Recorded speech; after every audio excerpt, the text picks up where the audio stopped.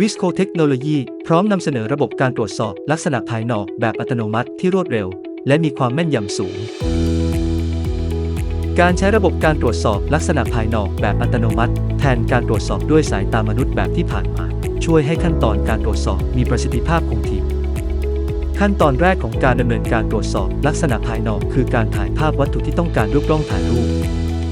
การถ่ายภาพวัตถุอย่างเหมาะสมคือขั้นตอนสำคัญที่ส่งผลต่อการตรวจสอบทั้งหมดอย่างไรก็ตามวัตถุมีรูปร่างและขนาดที่หลากหลาย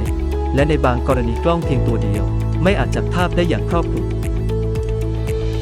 ด้วยเหตุนี้ในกรณีที่ต้องการตรวจสอบวัตถุขนาดใหญ่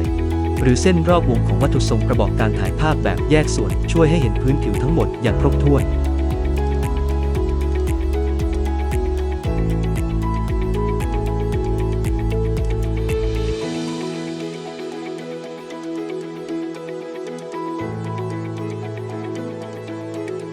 หลังขั้นตอนการถ่ายภาพแบบแยกส่วนภาพถ่ายจะถูกส่งเข้าไปที่วิทีวี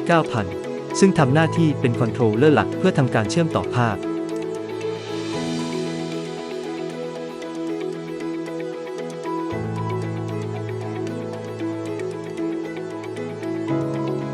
การเชื่อมต่อภาพไม่เพียงแต่จะช่วยเพิ่มความเร็วในการประมวลผลเท่านั้นแต่ยังทำให้ระบบวัดค่าได้อย่างแม่นยำยิ่งขึ้นด้วยนอกจากนี้ยังสามารถตรวจสอบรอยตำหนิโดยเปรียบเทียบกับภาพถ่ายของชิ้นงานดีซึ่งเชื่อมต่อกันไว้เช่นเดียวกับการตรวจสอบลักษณะภายนอกโดยทั่วไปด้วยศักยภาพในการประมวลผลที่โดดเด่นของวิทีวี 9000 การประมวลผลเช่นนี้จึงเป็นไปได้การเชื่อมต่อภาพจะเกิดขึ้นในระดับซับพิกเซลทำให้ได้ภาพที่ไร้รอยต่อซึ่งช่วยให้ตรวจสอบได้อย่างแม่นยำไม่คลาดเคลื่อน